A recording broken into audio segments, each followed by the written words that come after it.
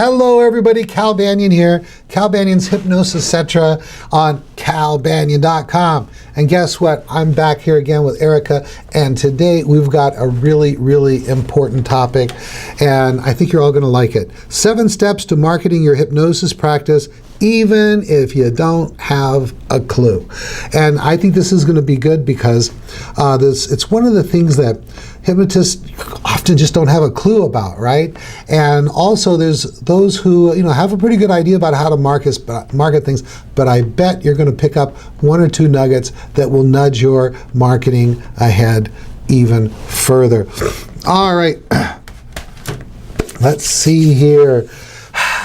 Erika is the one that came up with this topic, and she's really becoming, let me give you a little short story. So Erika, there she was, this software person, this person who is very experienced in the world of, doing computer stuff and very well respected in that profession. She's even got a patent or 2 to her name. And one day she says, I'm going to get into the world of hypnosis, and I'm going to learn how to program and deprogram the human mind. And she goes and she takes a course, and that just spiked her interest even more. It wasn't enough to get her started, so she took the 5-Path 2.0 video series of mine, and then bam, it all kind of came together for her. She started seeing clients, things started going even better for her. Then she took my Week of Power course, and then after that there was nothing to hold her back. Went full-time profession. In about a year, she can correct me if I'm wrong on that, had to replace a full-time income, and now she speaks at the National Guild of Hypnotists. She's spoken at the National Guild of Hypnotists Solid Gold Weekend in Las Vegas.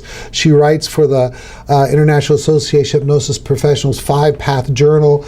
It's a journal for 5-Pathers by 5-Pathers, and she's just going, and I can talk about marketing all day, but I want her to talk about this because it wasn't too long ago she was going from 0 clients, 0 practice, all the way to what she has today. So with no further ado, let's hear it for Erika Flint. Thank you, Cal. It's just awesome to be here. I'm just having such a ball here today, and I love talking about marketing. We'll get to that in a minute. Let me tell everybody about you. Cal Banyan is the authority on hypnosis that works, that really works, and I am a testament to that because once I got started with 5-Path, it is a system and it's an approach that is repeatable, and that's what I absolutely love about it. Now, Cal has been in the profession for 20 years, and he's created almost 500 free hypnosis training videos. He's won every single award from the National Guild of Hypnotists, which is the oldest and largest hypnosis professional organization in the world. He is an author. He's an author of one of my favorite books, The Secret Language of Feelings. He's a trainer. He's a speaker. And he's the trainer of some of the best hypnotists in the profession. And he's had a huge impact on me and my business and my life because I was able to take 5-Path. I took a different training before. It wasn't quite enough. It wasn't quite exactly enough to help me feel confident in going out and actually changing lives and doing hypnosis every single day. Once I did 5-Path, it was easy for me, systematic approach. Software engineers, Cal said, it was easy for me to take this, take a look at it and say, oh my gosh, I could apply this, get repeatable results all the time with my clients, and that is what helped me go to full-time. You're right, Cal, it was in a year that I went full-time. So really happy here today to share with everybody some of the marketing techniques that I use to take me from 0 to full-time in less than a year. So what do you think about that, Cal? All right, let's do it. Number 1. All right, so number 1. The number 1 thing to keep in mind when you're talking about marketing is you need to have an awareness strategy. So people need to be aware of you. And the reason that I am bringing this up as number 1 is because I see it time and time again where a lot of new graduates and kind of people in general think that is you open your business, you get a phone, let's say, so maybe your business name appears in the phone book, and that might not even be happening anymore, and you put a sign up on your door, and all right, come on, people, come see me. I'm a hypnotist, right, Cal? They just like expect people to come knocking on their door. That usually doesn't happen, right? It doesn't happen at the rate to where it will keep you in business. I know when we opened up our first hypnosis center there in Mounds View, Minnesota, northern suburb of Minneapolis, we put up this huge electric sign next to a big boulevard, main highway, said hypnosis. And one person did walk in from that sign. It was awesome. But you got to have a better strategy than that, right? Right. Yeah. I mean, some people will see a sign on your door, or they'll see, they'll find you. But you really need to have what I call this awareness strategy, right? So how are you going to bring people into your business on a regular basis? And so be thinking about that. How are you going to do that? There's a lot of different ways to do that. Some people talk about wanting to have a referral only business, and I think that's entirely possible to do. I mean, there are plenty of people out there that do that, but that really takes a lot of time in order to build that up. Don't you think, Cal? Well, you can't have a referral business until you've had some clients to refer people to you, right? So you can't get started as a referral business. Right. So you have to have this strategy where you're going to be helping people. That's why it's called an awareness strategy, where people are going to become aware of your business. And Cal, when I was preparing for this, I came across one of your favorite, you called it your free and amazing top marketing secret. It is episode 456. So I encourage you guys to go watch that.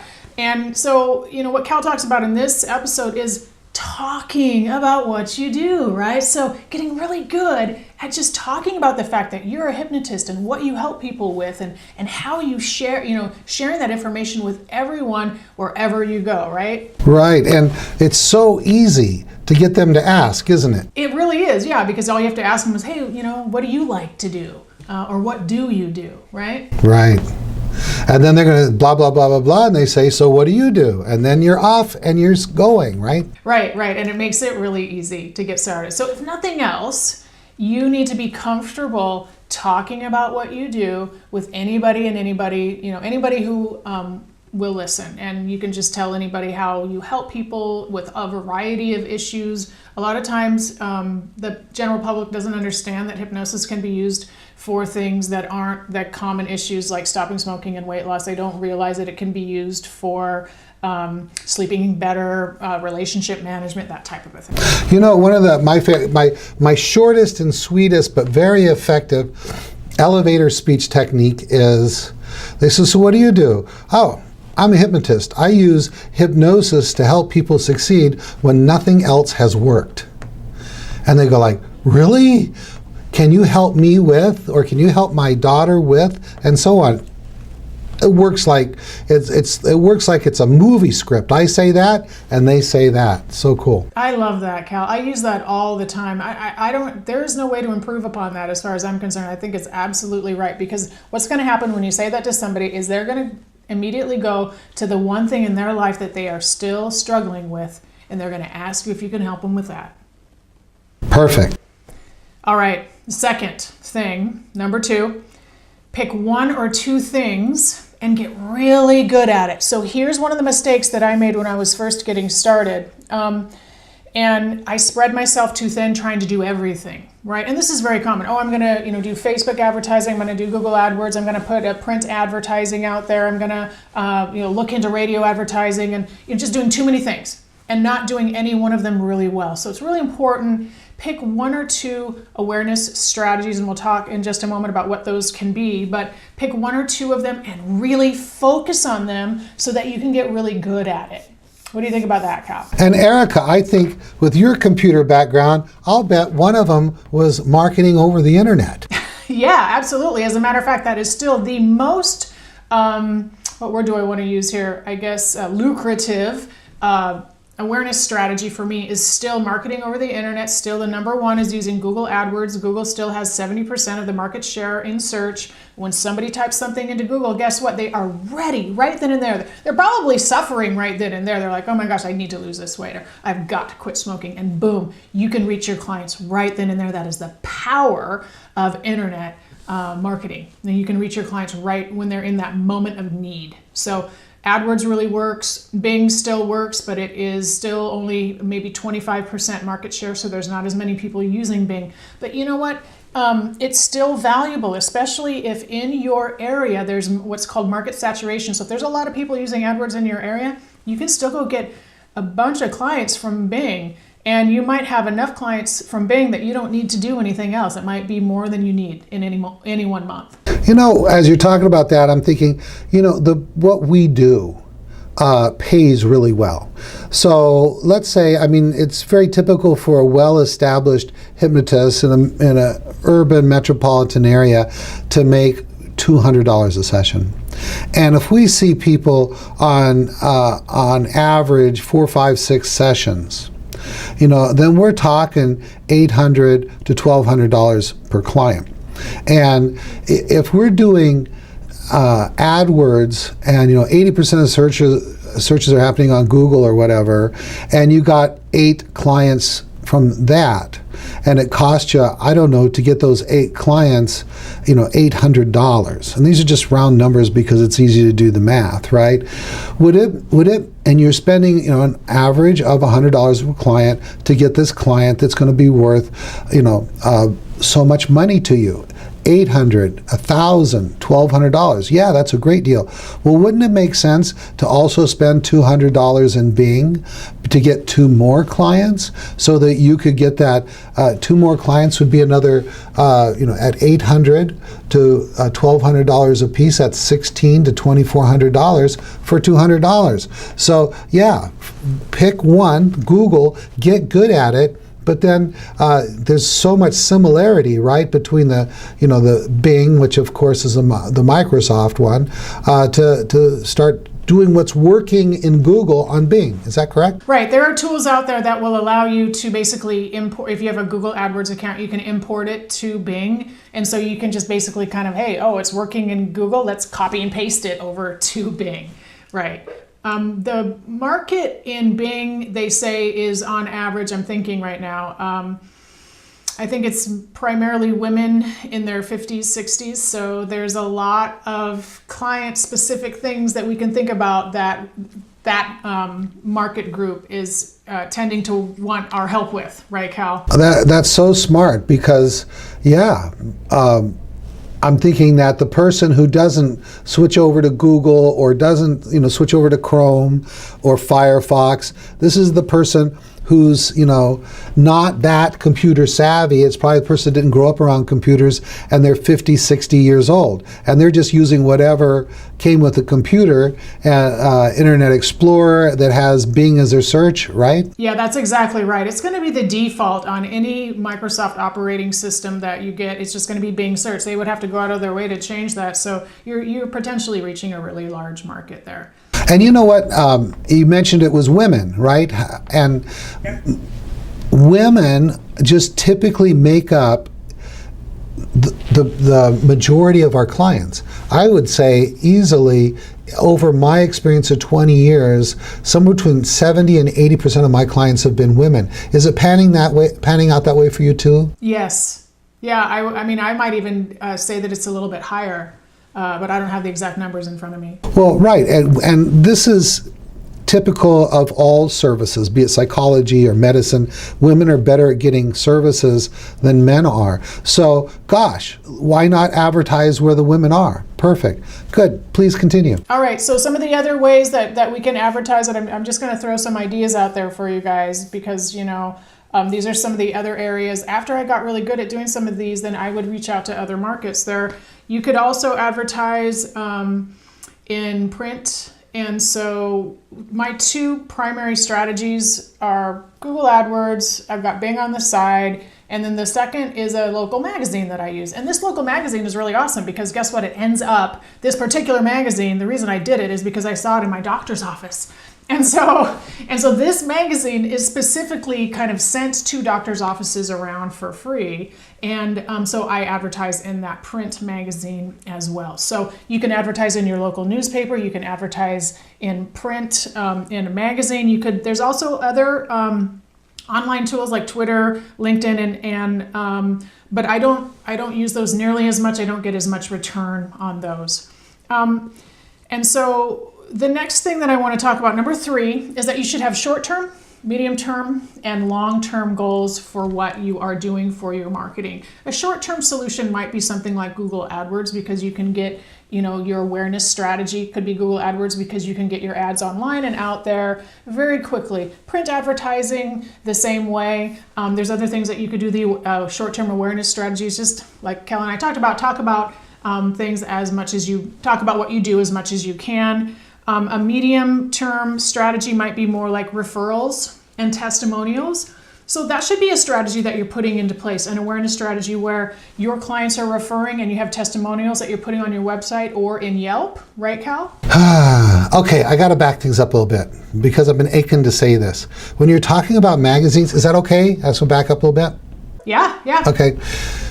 One thing, back before we were advertising on the internet, I was doing a lot of research about, before, our office started in 1990, 96, and I had our first website up, I think in around January 97, and so I had our website up before a lot of people were really on the internet, so I had to learn about other opportunities in marketing.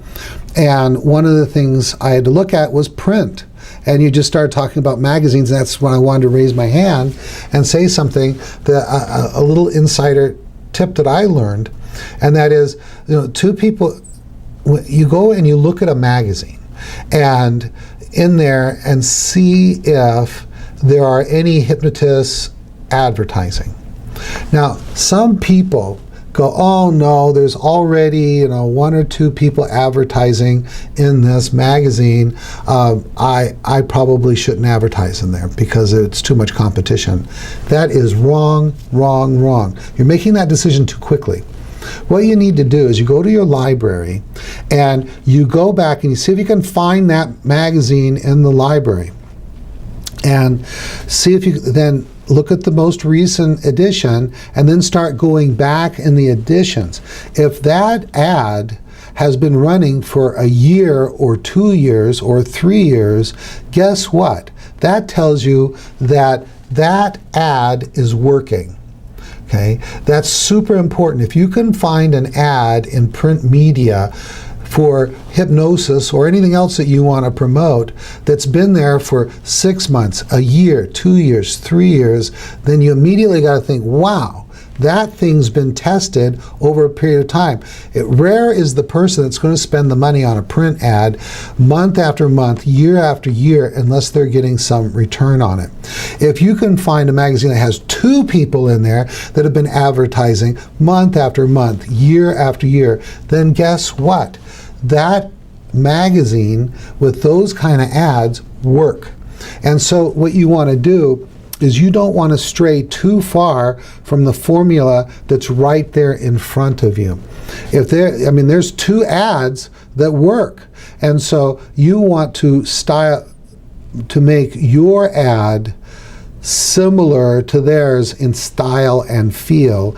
You might do a bit of research to find out, things you could do better, but you don't want to just suddenly go off and do some wild thing when you've got these long-run ads that have worked. So that's one of the things I recommend, that if you're looking at any kind of print media, it could be newspapers, magazines, newsletters, whatever it is, don't be disheartened if somebody else is advertising in there.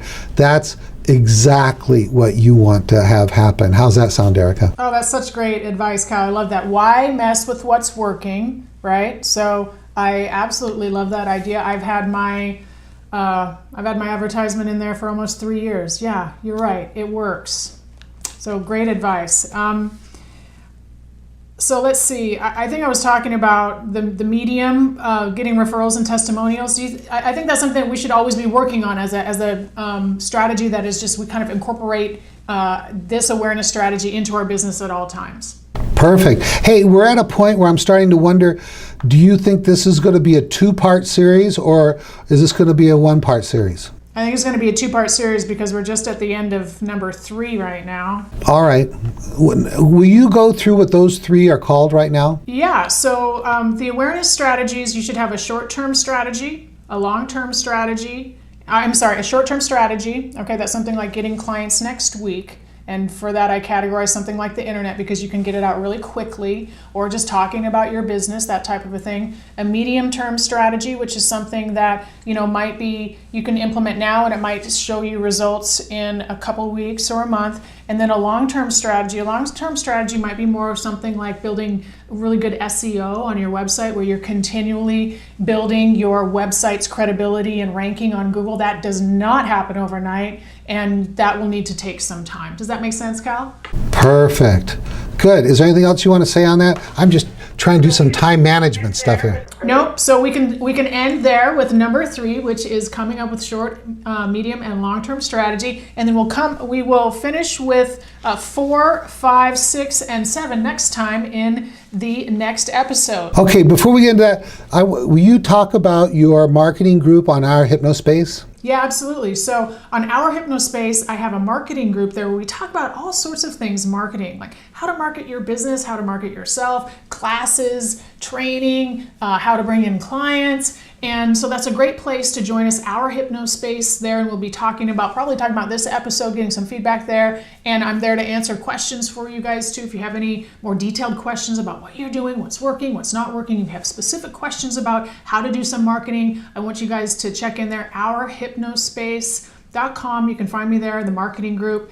And other than that, my name is Erika Flint, so it's wonderful to have you guys here today. I look forward to seeing you in the next episode. You can find me at CascadeHypnosisCenter.com and ourhypnospace.com. Awesome. Thank you. Oh, so this is going to have a lot of information in it.